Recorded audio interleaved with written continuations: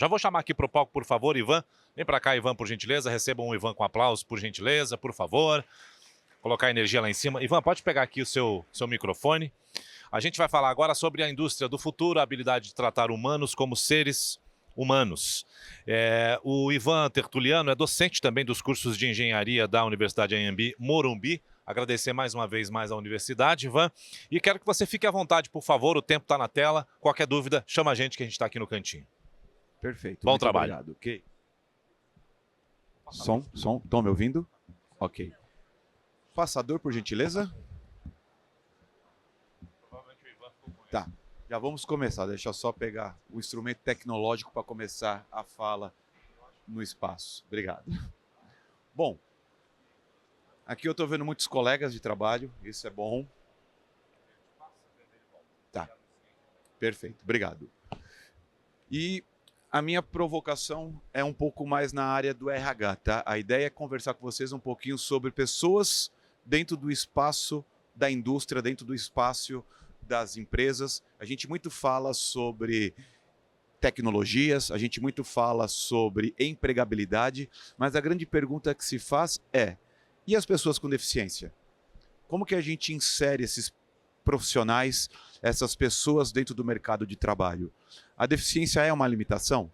Se ela é, eu estou olhando para ele pela ótica da deficiência ou pela ótica da eficiência que ele pode me oferecer dentro da empresa? Ou eu só cumpro cota? Eu sigo a regra da lei de 1991 que estabelece que eu tenho uma porcentagem de funcionários que eu tenho que ter na empresa para eu poder atuar de forma exitosa no mercado. Ou não, eu prefiro pagar a multa que também é estabelecida pela lei quando eu não estou cumprindo a minha cota. A grande discussão aqui, e é uma discussão hoje dentro de um cenário nosso mercadológico, é o quanto que de fato eu insiro pessoas no mercado de qualquer tipo de gênero, raça e de qualquer tipo de condição limitante. E aí a gente vai entender um pouquinho se isso de fato é limitação ou não, ou é muito mais um olhar de preconceito de nós para com as pessoas ou da deficiência que ela pode oferecer para a atuação profissional.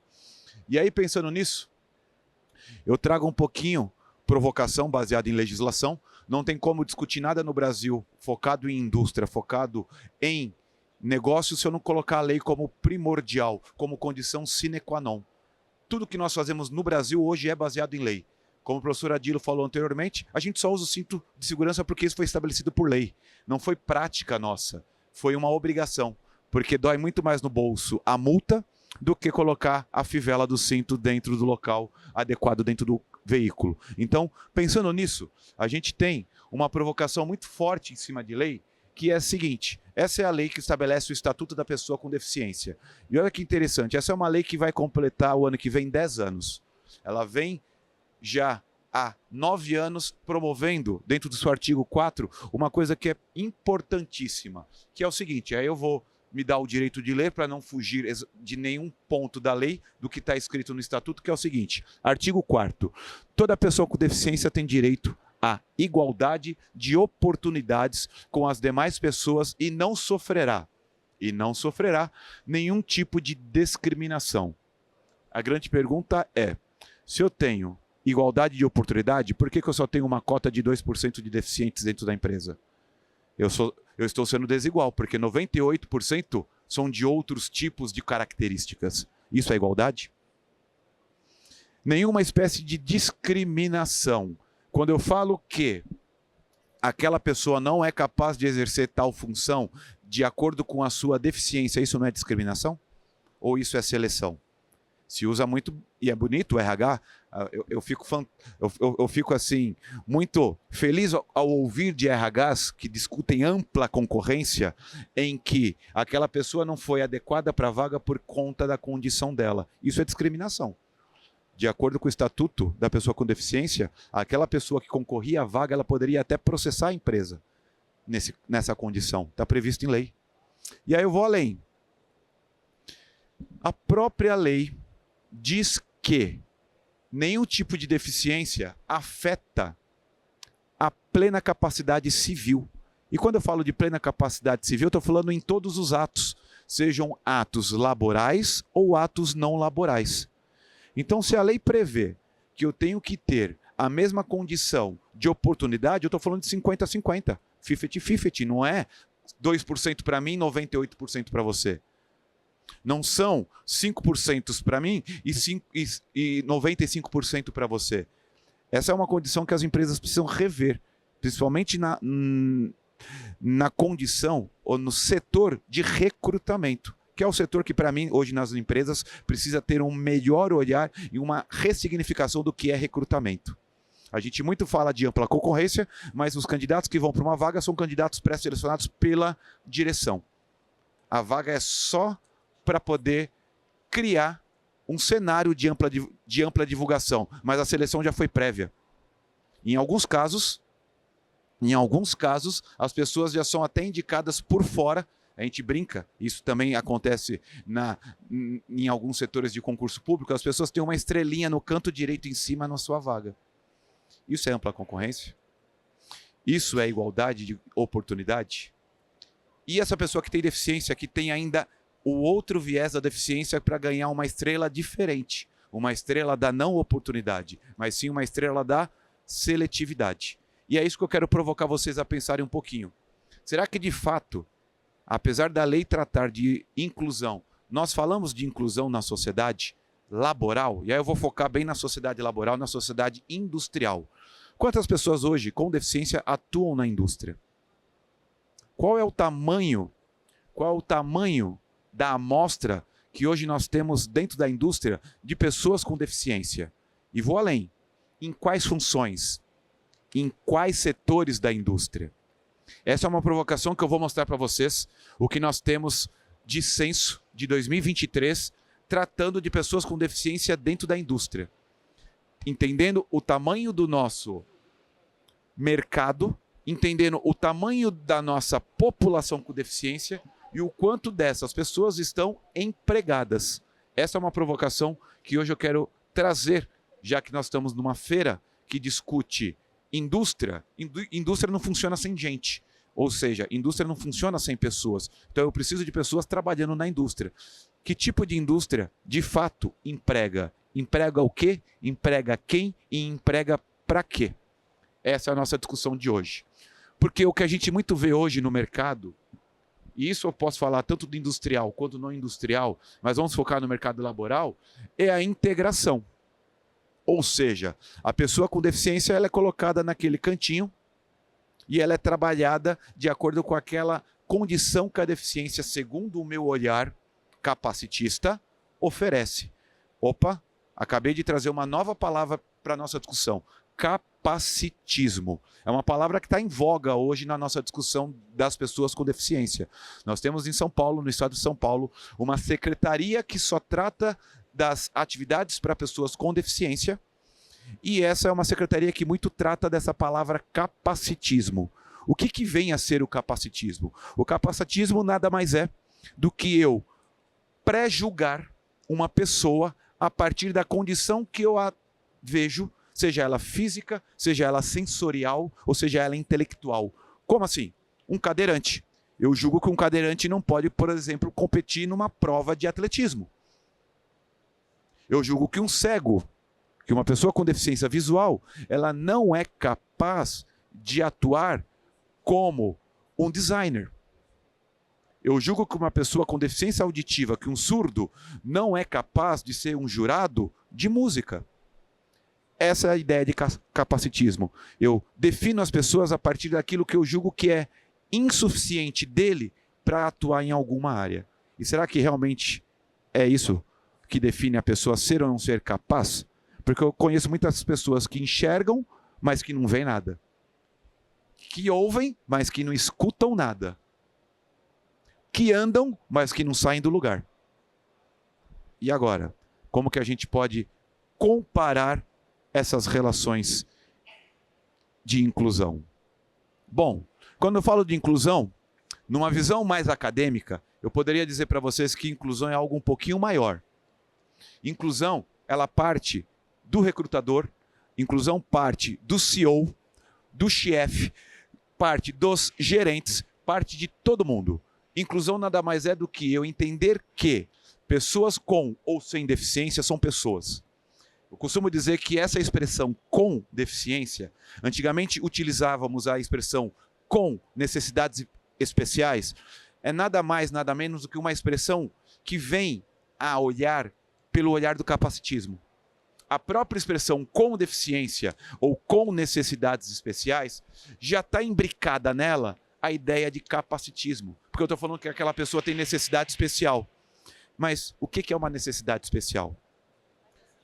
A própria definição atual com deficiência já vem falando que aquela pessoa tem algum defeito. Deficiência, defeito, são sinônimos. Isso é o que a gente traz da discussão industrial. Uma peça com deficiência é uma peça com defeito. Isso é uma discussão industrial. É uma discussão do locus de material. Eu posso falar, então, que uma peça com defeito é uma peça com deficiência, e eu posso falar que é uma peça com fadiga. Então, se eu estou falando que uma pessoa é uma pessoa com deficiência, é uma pessoa que tem fadiga laboral. Eu estou usando a expressão fadiga, aproveitando-me da língua portuguesa e da semântica da palavra fadiga para falar uma pessoa com deficiência, eu posso defini-la como uma pessoa com fadiga. O que quer dizer uma pessoa com fadiga? Uma pessoa com fragilidade para atuar no mercado.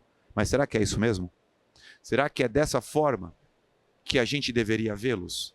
Eu vou mostrar para vocês alguns exemplos e aí eu iria convidá-los a refletir sobre esses exemplos, tá bom? Então, quando eu falo sobre inclusão, nada mais é do que essa nossa capacidade aqui de entender e de reconhecer o outro.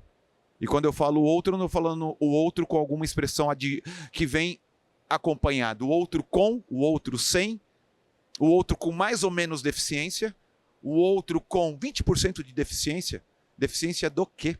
Eu já falei que eu conheço muitas pessoas que enxergam, mas que não veem nada. Não querem ver. Então, dentro dessa discussão, a grande provocação, principalmente no mercado de trabalho, e aí, para quem está na indústria, é reveja seu espaço. Será que o seu espaço de fato é inclusivo? Eu tenho aqui do meu lado uma rampa. Essa rampa tem uma funcionabilidade, tem uma função estar nesse palco.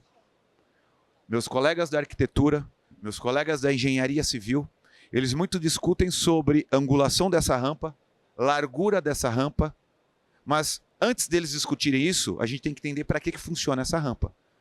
Ou melhor, qual é o propósito, aproveitando o gancho do professor Adilo, aproveitando as próprias palavras, se o senhor me permite, professor, aproveitando, me apropriando da palavra que o senhor trouxe, qual é o propósito dessa rampa? É só para cumprir uma norma técnica, uma NR prevista em lei? Ou é realmente para que eu traga pessoas com deficiência para cima desse palco? Porque se for só para cumprir regra legal, uma NR, eu não estou tendo um propósito de inclusão. Eu estou simplesmente tendo um propósito, literalmente, de cumprimento de regra. E aí, de fato, eu tenho que corroborar com a fala do professor Adilo. Se o seu propósito não está bem definido, tudo que você faz é apenas uma ação, em forma de atividade. E atividade de cumprimento, e não atividade de modificação, e não atividade de transformação social.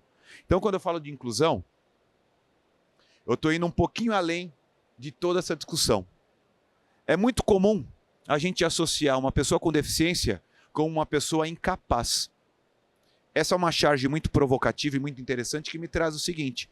Aqui é um rapaz empurrando uma cadeira de rodas, dando o auxílio a uma cadeirante, e alguém vendo a cena e vai conversar com eles. E aí a pessoa faz a pergunta não para a pessoa que está na cadeira de rodas, mas para a pessoa que está conduzindo a cadeira de rodas, como se a pessoa que tivesse ou que estivesse na cadeira de rodas, ela fosse não só deficiente físico-motora, mas ela também fosse deficiente sensorial e deficiente intelectual.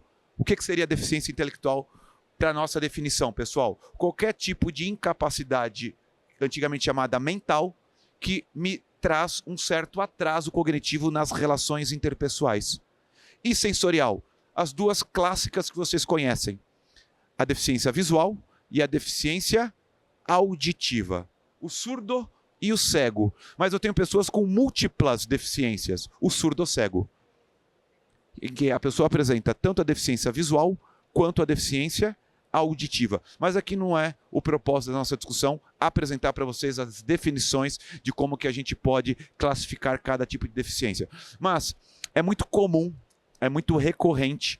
Eu atuo muito na área de esporte adaptado. Apesar de não ter me apresentado no começo, eu quis deixar para agora. Eu sou profissional de educação física com muito orgulho. Sou o famoso tio do apito, tá bom? Sou formado em educação física. Toda a minha vida de formação, de graduação a pós-doutorado é na área de educação física. Então, graduação, mestrado, doutorado e pós-doutorado, todinho dentro da área da educação física. Na educação física, eu transito muito na área do esporte. Eu sou ex-atleta e depois eu comecei minha vida como treinador e depois vim para a área acadêmica. Então, toda a minha vida é dentro do esporte. E durante essa minha trajetória, eu costumo dizer que durante essas minhas andanças pelo esporte, eu me deparei por um período com esporte adaptado, com esporte para pessoas com deficiência. E lá em 2002, 2003, eu fui treinador de um atleta de natação amputado de uma das pernas. Amputado por conta de um acidente de motocicleta, ele acabou perdendo uma perna, ele fez uma amputação a nível de quadril, e ele usava prótese, mas para nadar, não tem como nadar com prótese, ele fazia a atividade sem prótese. E para mim foi uma coisa surreal entender sobre isso, porque eu venho de uma universidade, eu venho de uma formação dos anos 90, que não se tinha essa discussão, não se tinha na grade a discussão de pessoas com deficiência, a discussão do esporte adaptado. E eu tive que me ressignificar, eu tive que reaprender. E aí dentro dessa jornada, eu me deparo também com o esporte para cegos. Começo a atuar com esporte com pessoas com deficiência visual, atuando com natação, e olha que interessante, ensinar natação para cego, fazer um cego nadar, em que na natação o espaço é limitado. Se eu não souber utilizar o espaço, eu nado para o lado errado, ou eu bato numa parede, ou eu paro num lugar inadequado onde não tem o chão numa profundidade adequada para eu colocar o pé e eu posso me afogar. E a gente foi trabalhar com essa população. E aí depois disso, lá na universidade, na nossa querida universidade em Morumbi, eu começo a atuar com alguns projetos de extensão para os estudantes de diferentes cursos para promover essa condição de melhor sensibilidade à pessoa com deficiência. A gente começa com um projeto em que a gente traz pessoas com deficiência visual para dentro da universidade para a prática de esporte. E aí daqui a pouco eu vou apresentar para vocês um esporte que veio do Japão, chamado Takyu Vôlei, Takyu, ou Takyu, falando em japonês, né? É tênis de mesa, e vôlei, que vem do inglês, e o japonês, para quem não sabe, a língua japonesa ela se apropria muito de algumas palavras em inglês. O vôlei é do voleibol que vocês conhecem. Então, é jogar tênis de mesa adaptado com o formato de voleibol numa mesa de tênis de mesa, que eu vou mostrar daqui a pouco para vocês, que é um dos projetos que a gente mais tem carinho na universidade, em que a gente coloca pessoas com e pessoas sem deficiência visual. Agora eu estou deixando bem claro do que eu estou falando, com o quê? Com deficiência visual. E pessoas sem a deficiência visual atuando dentro da mesma modalidade esportiva. Isso é inclusão, onde todo mundo está junto, não estão separados. Então não é... Opa, desculpa, volto. Não é uma atividade em que os cegos entram na faculdade e eles ficam guardadinhos ou guardados ali numa salinha. Porque isso também é muito comum, né, gente? Nas empresas eu tenho os deficientes, mas eles são guardados ali a 7 chaves num departamento, num setor. Eles ficam geralmente no porão ou no sótão, mas eles não são pessoas que transitam na indústria, que transitam na empresa. Por uma simples fala errada, mas é uma fala que vem de uma Comissão Interna de Prevenção de Acidentes, como que ela chama? CIPA, que diz o seguinte: nós temos que ter cuidado com essas pessoas porque elas estão expostas a um maior risco de acidente. E aí, já que eles estão na visão do cipeiro, na visão da CIPA, a um maior risco de acidente, eles não podem atuar em todas as linhas de atuação da fábrica, em todas as linhas fabris da minha produção. Será que isso acontece de fato? Será que realmente é a minha deficiência que me coloca em risco? Ou é a negligência da minha atuação dentro da linha fabril? Eu estou atuando sem meu capacete, eu estou atuando sem meu protetor de ouvido, eu estou atuando sem minha luva.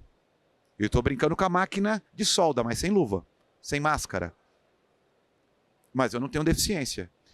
Eu estou me colocando em menos risco do que aquele que é cadeirante, que atua na mesma função que eu? Essa é uma provocação para a gente pensar. O que me coloca em risco numa linha de produção?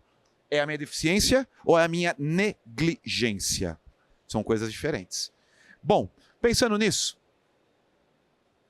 eu vou provocar mais um pouquinho. Essa é uma charge que me leva a pensar que se de fato eu sou uma indústria que eu quero ter pessoas com deficiência na minha linha de trabalho, até um ato simples, bater cartão, tem que ser repensado. A altura da máquina, a altura do famoso local de bater ponto, pica-ponto, como a gente chamava antigamente, né? Aquele cartão laranjinha, compridinho, que a gente colocava, puxava a alavanca bonitinha, que aí com o tempo a tecnologia desenvolveu outros mecanismos, agora você vai com crachá, encosta o crachá, ou você vai com digital e você marca o ponto. Só que esses dias eu andei reparando lá na nossa universidade, a altura do ponto que nós temos, perto do cinema, da sala de cinema. Um cadeirante não consegue usá-lo. O nosso querido Rafael, um dos nossos funcionários, ex-aluno do nosso curso de Educação Física, faixa preta em Jiu-Jitsu, que ele tem uma deformação congênita, ele nasceu com má formação, ele necessita de muletas ou de cadeira, e por conta da má formação ele tem uma estatura abaixo do que a média populacional. Se ele estiver na cadeira, ele não consegue pôr o dedo para bater o ponto. Essa é uma condição básica, turma, a altura do local que eu digo para a empresa, estou presente. É uma condição para ser revista. Aí eu vou além. Todas as empresas têm, de fato, piso tátil? Como que eu faço um cego chegar nesse palco? Como que um cego, um deficiente visual, que usa bengala de orientação, aquela bengala longa, branca quando eu sou cego total, verde quando eu tenho baixa visão e vermelha e branca quando eu sou surdo-cego, como que ele chega nesse palco sem alguém ajudá-lo? Se eu falo de igualdade, eu também tenho que pensar em igualdade na questão de autonomia. Ele não chega nesse palco. Eu não consigo, com deficiência visual, se eu sou cego total, bengala branca, chegar nesse palco sem a orientação de alguém. Mas a gente fala que a oportunidade tem que ser igual para todos. Se o Ivan tem a oportunidade de chegar sozinho, por que ele não teria que ter também? Essa é uma provocação. E aí a mesma lógica, eu pergunto, para vocês olharem para dentro das empresas que vocês trabalham. Toda empresa tem piso tátil que permite o acesso da pessoa com deficiência visual a todos os cantos da empresa, porque isso está previsto em lei. Isso é regimental. Tem até NR que determina o tipo de piso. Piso de linha contínua ou piso de linha com bolinhas. Com bolinhas quer dizer o quê? Opa, calma, parou aqui. Aqui é um ponto de transição, mudança de direção ou um ponto de cuidado. Pode ser, por exemplo, a entrada de um elevador ou o início de uma escada. Se a linha está contínua, quer dizer o quê? Siga em frente. Será que todo lugar tem? E vou além. Posso ir além. Tem locais que até tem o piso. Mas quando tem algum tipo de evento, é o primeiro ponto que as pessoas marcam para colocar estande. E agora como que a pessoa com deficiência visual transita no local, sendo que eu coloquei o estande bem em cima do piso tátil. Ou coloco um vaso para decorar o ambiente, porque o vaso é bonito. Vou pôr plantas para as pessoas com deficiência visual enxergarem, né? Então essa é uma coisa muito interessante que a gente precisa repensar. Será que de fato o ambiente que nós atuamos, o ambiente que nós trabalhamos, ele é acessível? Ele respeita o artigo 4 da lei? Direitos iguais para todos? Porque se eu tenho o direito de transitar, a pessoa com deficiência também tem que tê-lo. E aí, brincando sobre isso, eu posso brincar sobre eu preciso ter acessibilidade. O que é a acessibilidade, pessoal? É tudo aquilo que eu encontro no dia a dia. Eu estou atrás de mim tem uma rampa. Rampa é uma condição de acessibilidade. Mas tem um detalhe. Aí eu preciso da ajuda dos meus amigos engenheiros e arquitetos. Os engenheiros civis, tá? E os arquitetos. Isso aqui tem que ter um padrão de largura, porque senão não cabe uma cadeira. Se eu faço uma rampa estreita só para cumprir a lei, ao mesmo tempo eu a descumpro, porque eu faço numa largura ou numa inclinação. Vocês já pensaram em subir uma rampa de 45 graus de inclinação com uma cadeira de rodas? Qualquer dia eu empresto, nós temos lá na universidade cadeiras, principalmente porque eu uso na disciplina de esporte adaptado, e eu faço os alunos sentirem na pele, eu peço para eles transitarem pela universidade usando uma cadeira de rodas, mas sem ninguém ajudar, não adianta um coleguinha empurrar. Só o próprio aluno, ele fazendo a atração da cadeira com o impulso das próprias mãos. E aí tem algumas rampas que eu faço, eles passarem, aí eles percebem a dificuldade. Então, até a angulação de rampa tem que ser respeitado. Então, rampa de acesso só por ter, eu posso brincar de escorregador. Mas será que o escorregador é uma rampa de acesso? Vaga de carro determinada, pessoal. E essa é uma coisa muito legal, eu observo muito em mercado, supermercado e em drogarias, farmácias, antigas farmácias. Existe a vaga para pessoa com deficiência que as pessoas que usam é a pessoa que não tem o cartão de pessoa com deficiência. As pessoas param o carro com a simples e singela frase: ó, espera um pouquinho, é rapidinho, só vim pegar uma aspirina. Só porque, para ele, o pequeno tempo que ele vai fazer o uso da vaga é insignificante, não quer dizer que ele tem que usá-la. Aquela vaga não foi determinada para o carro do Ivan. O carro do Ivan não tem um cartão de autorização para usar aquela vaga. Logo, aquela vaga eu não posso usá-la. Entra novamente na questão que o professor Adilo trouxe anteriormente, que é propósito de vida. Se eu quero um mundo melhor, tem que começar por quem? Pelo vizinho? Tem que começar por mim. E aí, indo nessa lógica, uma coisa que eu vejo muito, e a gente hoje está no ambiente virtual, aulas online, meninos da universidade, quem faz aula online aqui de vez em quando sabe o que eu vou falar. Legenda. A professora Kátia está conosco numa ação de rever algumas legendas para alguns colegas, e a gente percebe o quanto que a legenda, de fato, ela ainda é desafiadora para nós. Nós temos um monte de inteligência artificial que já produz legenda automaticamente. O próprio YouTube, eu posso usar, acredito que é com o nome da empresa, tá? O próprio YouTube, ele, quando você vai assistir algum vídeo, você clica lá naquela casinha CC de legenda, e ele gera a legenda. Ok, perfeito. Vocês já pararam para ler e para prestar atenção na legenda? Ela é perfeita? Ela é bonitinha? Sai um texto adequado? Vírgula no lugar certo? Palavra com letra maiúscula no lugar certo? A palavra sai corretamente? Esses dias eu tive um susto numa palavra que o professor pronunciou, e aí na hora que a gente pediu a tradução, saiu um palavrão. Mas não, o professor não falou palavrão, não falou uma palavra de baixo calão. Ele falou uma palavra que era em outro idioma. A inteligência artificial traduziu. O problema é que ela traduziu para o idioma que eu pedi, português. E aí veio um palavrão. E em alguns casos, eu preciso de legenda, eu sou deficiente auditivo.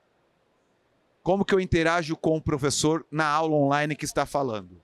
Aí vem outro problema, professor Adilo. Professor que não liga a câmera quando ele está dando aula online. E alguns deficientes auditivos, eles são alfabetizados à leitura labial. Assim como Libras, que é a língua brasileira de sinais, que é obrigatório por lei. Todo deficiente auditivo tem direito, por lei, a um intérprete de línguas durante as suas atividades estudantis, desde a educação básica até a pós-graduação, estrito sensu. Isso é obrigatório por lei, isso está previsto em lei. Isso, inclusive, está na Lei 9.394/96, a Lei de Diretrizes e Bases.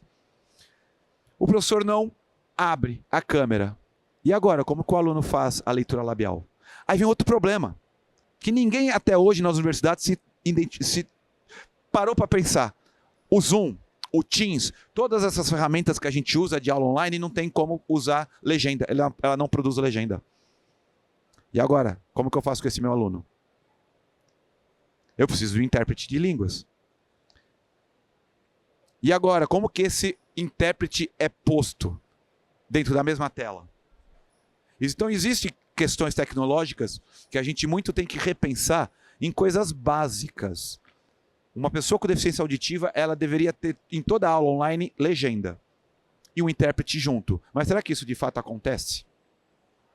Nós tivemos um desafio enquanto professores durante a pandemia, ter que dar aula online. E eu tinha na turma de educação física um surdo, um deficiente auditivo.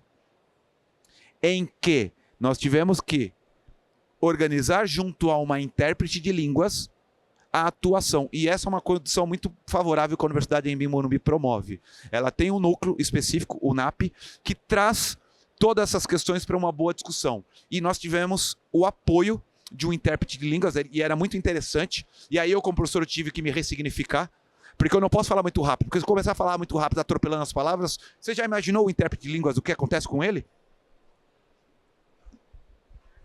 Dá um tempo, professor. E eu tinha que fazer com todo um cuidado a minha fala, não só a velocidade, mas também a clareza das palavras. Conhece sílabas? Sílabas. Falar adequadamente as sílabas. Para quê? Para que o intérprete pudesse entender e, mais do que isso, ele pudesse reproduzir através da língua brasileira de sinais a informação para que o aluno pudesse vê-lo. E olha que interessante.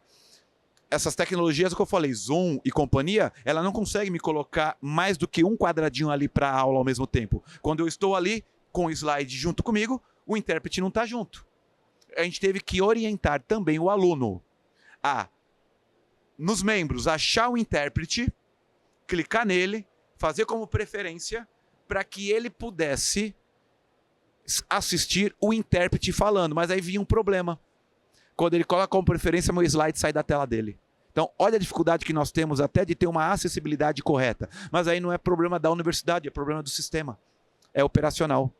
Aí entra os colegas da tecnologia e da informação para me ajudar a solucionar isso, gente. Olha o tamanho do gap que nós temos socialmente falando, em ferramentas que hoje a gente está tanto falando, que o novo mundo educacional é o mundo online. Mas esse online é inclusivo para todo mundo? Essa é uma provocação.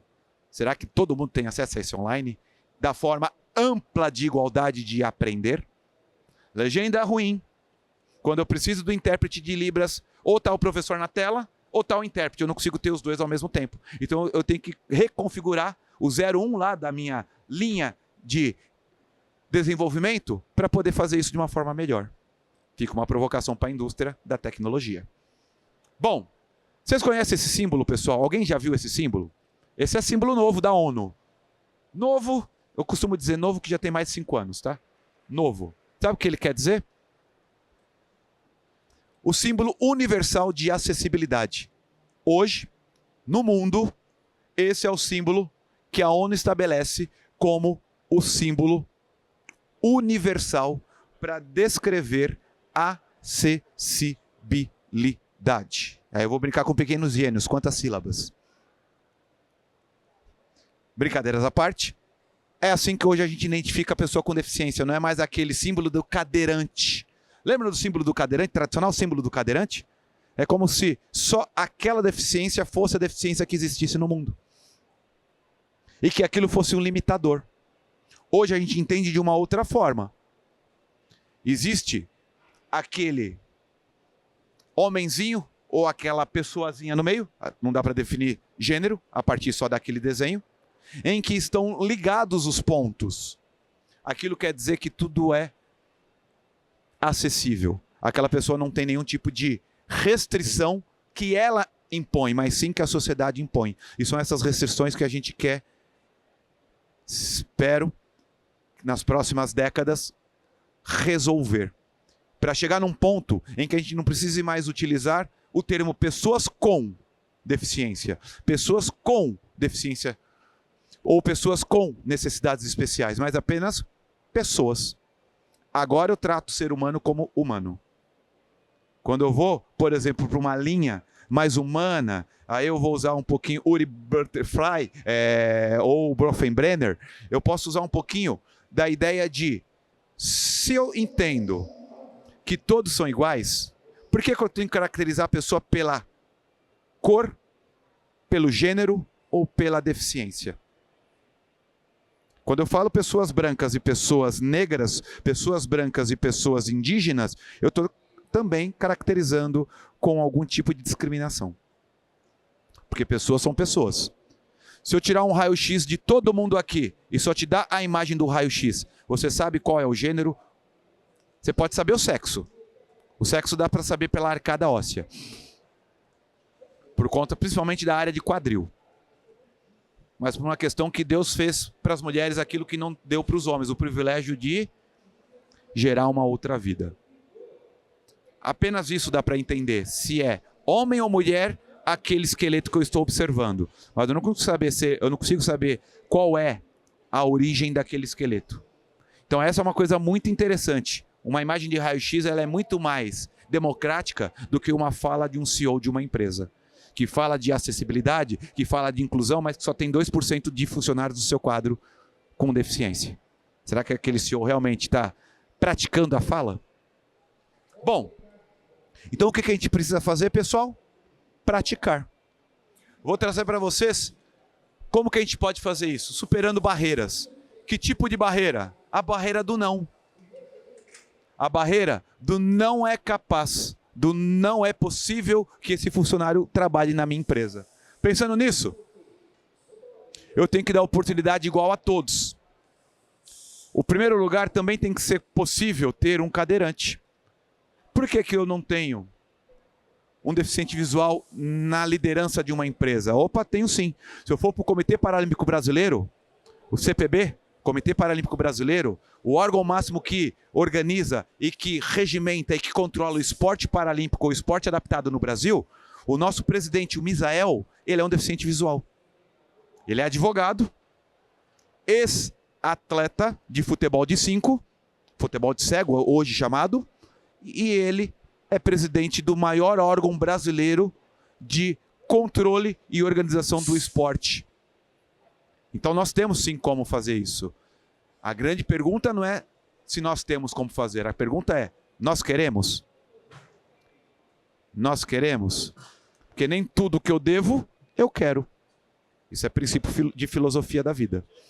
Bom, mais um pouquinho de barreira para a gente pensar. Essa é uma provocação que eu tenho para muitos lugares. Em todo lugar tem rampa ou elevador de acesso? E aí como que eu faço a pessoa chegar num local básico, por exemplo, numa universidade, chegar numa biblioteca? Eu vou precisar de uma rampa ou vou precisar de um elevador. A universidade ou o prédio em que a universidade se coloca não tem nem rampa nem elevador. E agora, o que eu faço? Ressignifico, reconstruo, refaço meu olhar frente à arquitetura ou o modelo arquitetônico daquele prédio. Muito comum nós valorizarmos aquele atleta do esporte olímpico que perdeu uma medalha, mas pouco valoriza aquele do esporte paralímpico que ganhou várias medalhas. Nós temos isso clássico. O futebol brasileiro, ele é idolatrado e todo mundo para assistir Copa do Mundo de futebol. Agora, quantas pessoas pararam para assistir os Jogos Paralímpicos, que foram depois, que vieram logo depois, 2 semanas depois dos Jogos Olímpicos? Nem a televisão brasileira passou. Os canais abertos só passaram durante a sua grade o esporte olímpico. No esporte paralímpico eles davam flashes e deixou tudo para o canal fechado. Isso é inclusão? Isso é inclusão? Será que é mesmo? Vou além. E isso é uma provocação para nós professores, tá? É muito hábito nosso de falar. Olhem, ouçam o que eu vou falar. Eu tenho um aluno com deficiência auditiva na minha sala. Eu tenho um aluno com deficiência visual. Eu já tive, sem querer, um ato discriminatório ao usar essas falas. Olhem, vejam e ouçam.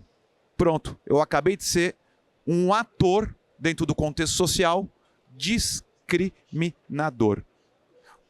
Tudo bem, é hábito nosso falar, mas a gente tem que repensar quando a gente está no mercado. E isso eu posso falar para vocês, se eu olhar para o mundo corporativo, dentro de uma reunião com funcionários. Tenho um deficiente visual na minha equipe, vou fazer uma reunião e falo para eles, olhem o gráfico. Veja o gráfico na tela. Olha que beleza. Deficiente visual na minha equipe. Veja o gráfico, professor. Veja o gráfico, meu querido assistente. Como que ele vai interagir com o gráfico sendo deficiente visual? Aí a empresa tem um banheiro de acessibilidade. Só que foi adaptado. Era um banheiro que estava ali, ou coloquei a placa. Só que eu esqueci de um detalhe. as portas têm que ser reconstruídas. NR de novo. Eu tenho largura de porta, eu tenho altura de vaso, eu tenho altura de pia para poder atender as pessoas com deficiência. Eu tenho que ter botão de segurança lá dentro para poder chamar o socorro ou algum agente ali de atuação de socorrista, caso eu precise de atendimento especializado. Mas, para cumprir a regra, a empresa só foi lá na Calunga, comprou uma plaquinha e colocou banheiro de acessibilidade. E ó, vejo bastante disso por aí, gente. Nessas nossas andanças como professor, a gente vê cada cena que é assustador. Bom, vou andar um pouquinho mais, provocar um pouquinho mais vocês. Brincando um pouquinho mais de capacitismo, eu poderia brincar com um monte de provocações, um monte de charge, mas eu quero trazer para vocês exemplos. Já estou de olho aqui no meu relógio no quanto de tempo eu tenho. E aí eu quero trazer boas práticas que podem servir para a indústria como exemplo. E aí é claro que eu tenho que recorrer aos meus grandes e exemplos de profissão e de vida, que são os japoneses. O Japão, ele não é o que é por um acaso. A grande verdade é isso. O Japão não é o que é por um acaso. O Japão, ele tem uma cultura imbricada na sua população que faz com que ele seja o que é, em todos os contextos. E aqui é um exemplo, uma prática exitosa que vem do Japão, de uma indústria de cerveja, de uma cervejaria japonesa. E aí, trago para vocês aqui, até com QR Code, para depois vocês lerem com mais calma, caso queiram, em que um proprietário, um empresário japonês, ele traz, dentro dessa reportagem, algumas falas. Ele tinha ali, na sua região, pessoas com deficiência, e aí, pensando em, olha que interessante aquela questão do propósito, pensando em ajudar ao próximo, ele começa a trabalhar com pessoas com deficiência dentro da sua indústria.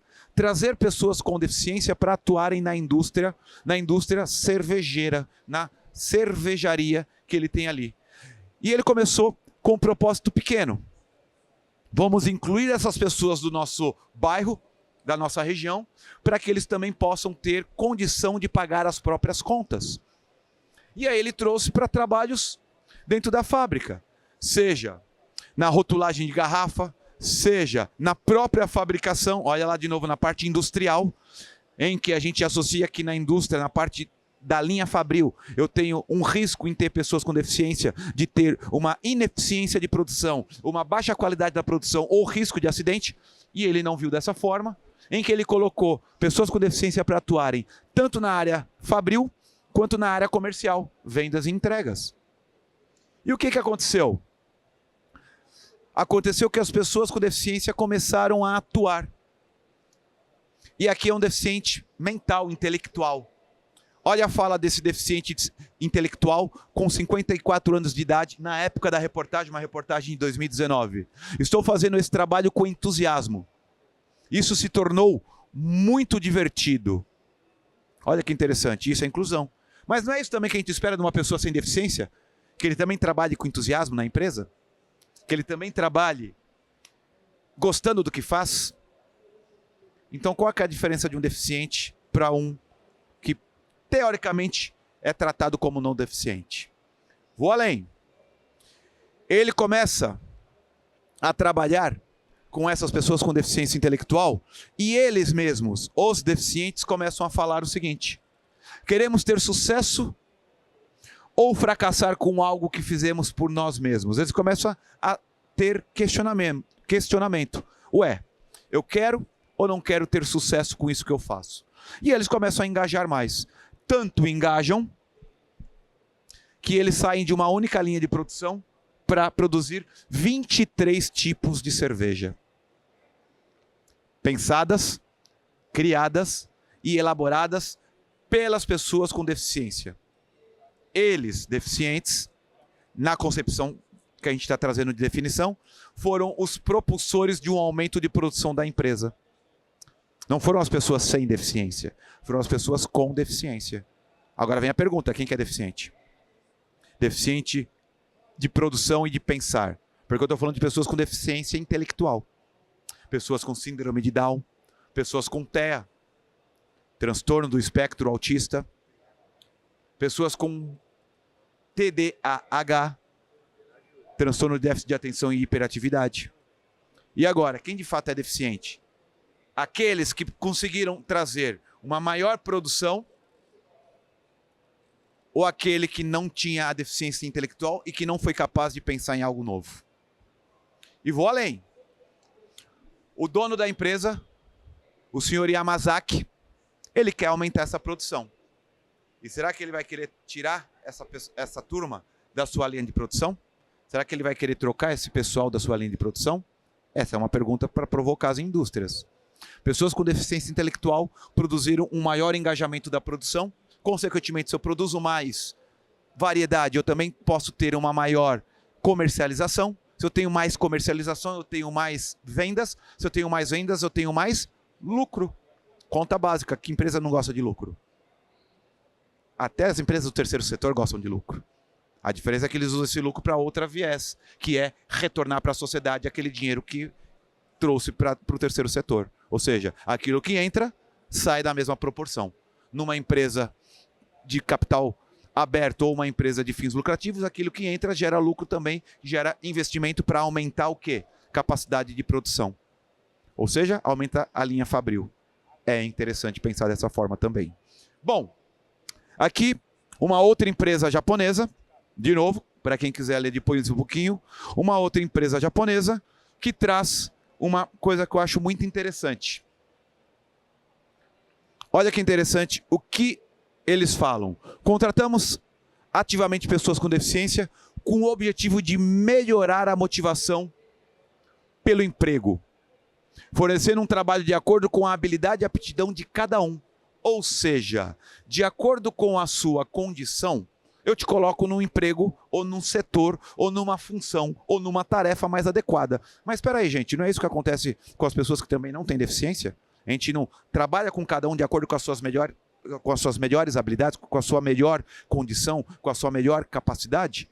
Se eu faço isso lá, no ambiente de não deficiente, qual seria o problema de eu fazer isso aqui com o ambiente de pessoas com deficiência? Isso é igualdade. Porque tanto lá quanto cá, eu estou trabalhando com aquele ponto seu de maior aptidão. Então, isso é prática exitosa. É focar nessa condição. E mais do que isso, as empresas, elas trabalham com a ideia de coexistir dentro do mesmo ambiente pessoas com e sem deficiência.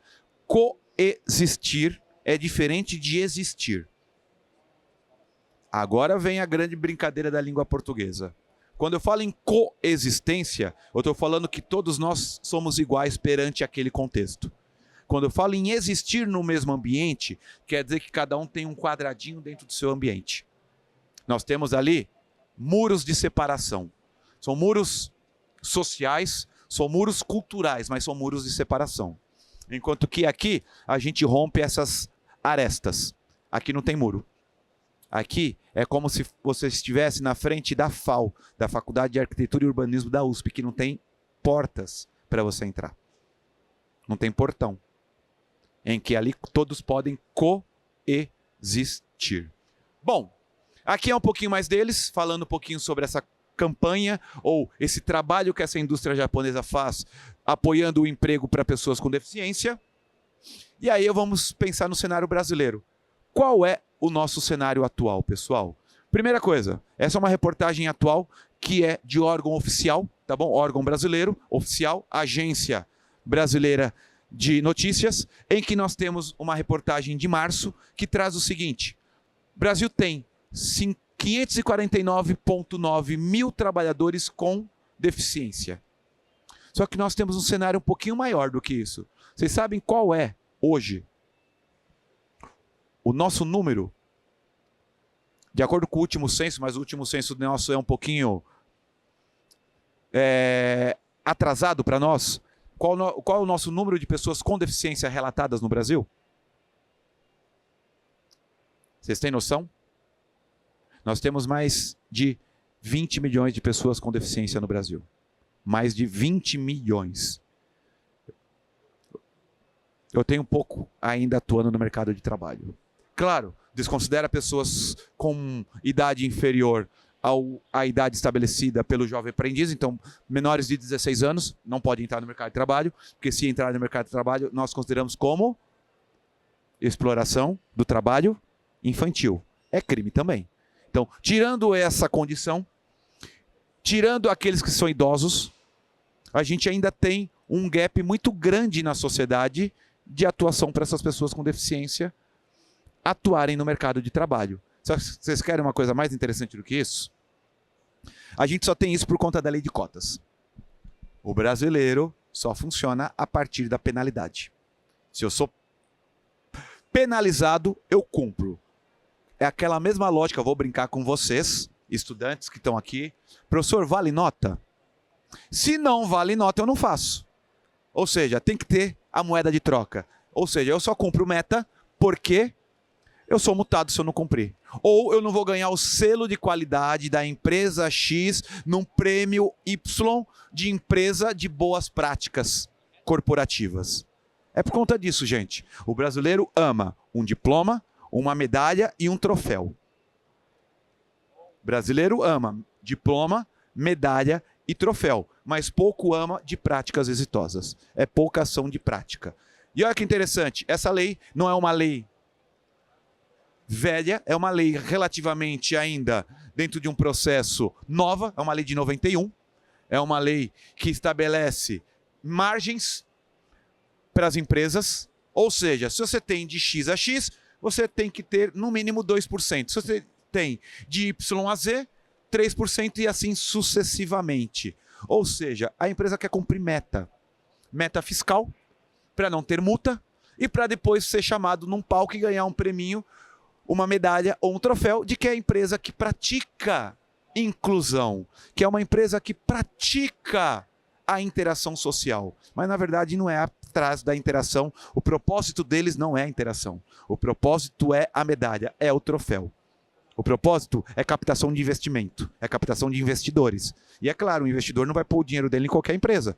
Eu quero que você me mostre que você é uma boa empresa. No Brasil não é tudo diploma, você tem que mostrar papéis, troféus e medalhinhas que você ganhou de que você é uma empresa de boas práticas. Mas não foi uma prática como aconteceu lá no Japão, que não tem nenhuma lei que obriga aquela empresa a contratar pessoas para a produção da cerveja. Partiu do próprio CEO da empresa. Pensando nisso, aqui são dados que vêm. A gente ainda tem uma grande desigualdade, ainda se contrata mais homens com deficiência do que mulheres com deficiência. A maior parte é oriundo do ensino médio completo, ou seja, pouco trabalho de alta performance dentro das empresas, porque quando eu tenho só ensino médio, eu não consigo alcançar todos os cargos possíveis dentro de uma empresa. Muitos dos cargos são obrigatórios ter graduação, até porque são de áreas regulamentadas. Eu não posso ser engenheiro sem ter o CREA. E para eu ter o CREA, eu tenho que ser o quê? Formado em engenharia, ensino superior. Eu não posso ser profissional de educação física sem ter o CREF, porque também é uma área regulamentada.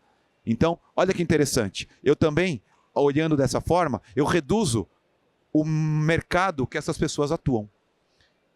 E aí, mais do que isso, pessoal, a maior parte vem de origem de etnia branca. A maior contratação é de deficiência física, cadeirantes e amputados de pernas, amputados de membros inferiores. O MMII é uma sigla que a gente usa na área da anatomia humana para classificar ou para definir membros inferiores. Só que tem uma coisa importante que a gente aprendeu com o Japão, naquela reportagem que eu trouxe. O local certo não terá a deficiência como limitante. E aqui é um exemplo do polo industrial de Manaus que eu vou trazer para vocês. Não agora, daqui a pouco, perdão.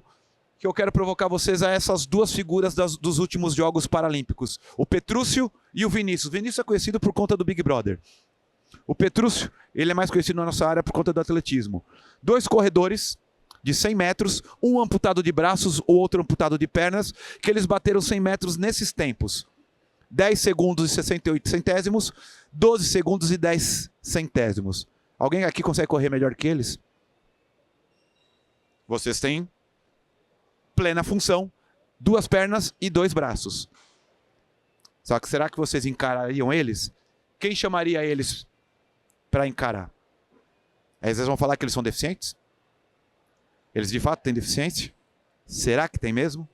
Mas, falando do polo industrial de Manaus, e aí, claro, eu trouxe isso até por uma conversa que eu tive com o professor Adilo, das visitas dele ao polo industrial de Manaus, eu fui atrás da informação de lá. Em Manaus, o polo industrial é uma região que vem trabalhando em cima disso daí. É uma área que vem atuando com a inclusão de pessoas com deficiência dentro da indústria. Aqui é um exemplo de indústria. Indústria de fabricação de veículos com 2 rodas, bicicleta, motocicleta e companhia, em que nós temos o seguinte: pessoas com deficiência atuando dentro da indústria, na linha de produção. Pessoas com deficiência trabalhando dentro da indústria. Eu estou falando de empresas de grande renome, eu estou falando de Caloi, estou falando de Yamaha, eu estou falando de empresas de grande repercussão. Aliás, Yamaha tem um detalhe, né? Qual que é a origem dela? Da onde que ela vem? Então faz sentido. Ela é japonesa. Então tem uma correlação sobre cultura. Ela trouxe com ela a sua cultura. Mas aqui são relatos de trabalhadores desse segmento. Me deu a oportunidade, já que desde pequeno eu gostava de andar de bicicleta. Eu gosto do que eu faço. Nunca se senti inválido e que para atuar no cargo que está. Ou seja, Pimenta conta que nunca se sentiu inválido para atuar no cargo que está. E passou por treinamento. Pronto, tá aí. A grande dificuldade é a deficiência de saber fazer. Mas a pessoa com deficiência e a pessoa sem deficiência, ambos têm que ter treinamento. Eu coloco os dois para treinamento, os dois vão aprender o ofício. Aprendendo o ofício, a deficiência não vai me alterar em nada. Não importa a minha deficiência. O que falta, às vezes, é o meu conhecimento para com. Mas conhecimento adquirido através de treinamento. Isso é um amputado. Agora eu vou falar de alguém de deficiência sensorial. Agora eu vou trazer um deficiente auditivo, uma mulher. Tal condição nunca foi limitante para mim, devido ao acolhimento que sempre recebi dos demais colaboradores da empresa. Todos sempre foram muito solícitos buscando ajudar na comunicação e contornar dificuldades na limitação ou nas limitações. Uma deficiência auditiva trabalhando e podendo exercer de forma ampla o seu trabalho mesmo com deficiência. Por quê? Porque a empresa se readaptou para trabalhar com essa pessoa. Pensando nisso e agora fechando já que eu cheguei ao fim, tá bom? Eu vou pular esse daqui, porque isso aqui é a fala do presidente de uma condição em que as empresas preferem pagar multa. Lembra o que eu falei? A multa é muito baixa, pessoal. Sendo uma multa muito baixa, eu prefiro pagar a multa dependendo do tamanho da minha empresa. Isso daqui está dentro da gordura de perda que a empresa tem. Um bom contador faz o 0 virar 3 zeros, se ele quiser. A gente sabe como que funciona na indústria. Bom, aqui são práticas nossas da universidade. Claro que eu não poderia deixar a nossa universidade de fora, já que essas são práticas que a gente tem dentro da universidade. Aqui em cima, olha lá atrás, com muletas, o nosso sensei, o Rafael, aluno do curso de Educação Física, agora profissional de Educação Física, se formou conosco, em que nós criamos ali um momento promovido pela CIPA, uma atividade física para os colaboradores e funcionários terceirizados e alunos da universidade, com prática do jiu-jitsu. E com esse jiu-jitsu, nós pudemos colocar o Rafael, deficiente físico-motor, como atuante, ou seja, atuando, ensinando pessoas sem deficiência a lutar aquela luta que ele luta com maestria.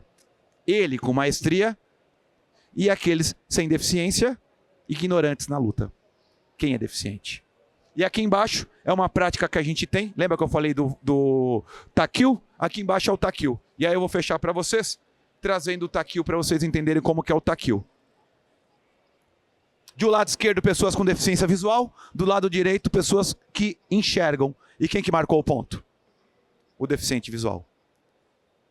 Do lado esquerdo da mesa, pessoas com deficiência visual. Do lado direito, pessoas com visão. E quem marcou o ponto? O deficiente visual. Bom, encerro minha fala. Muito obrigado pela oportunidade, mas eu só quero fechar com essa provocação a vocês, do Heráclito, tá? Que é, não há nada permanente, exceto a mudança. Eu preciso mudar esse olhar da indústria para com a pessoa com deficiência, se de fato eu quero discutir inclusão da forma lato que é a palavra inclusão. Muito obrigado. Grande Ivan, vamos aplaudir, por favor, professor Ivan. Mais que necessária, né, um papo como esse, né? Parabéns, viu? Obrigado. Muito obrigado também à Universidade Anhembi Morumbi por levantar essas questões e levar isso para a gente que está estudando, gente que está repensando, que está refazendo o mundo, né? Acho que isso é muito importante. Obrigado, Ivan.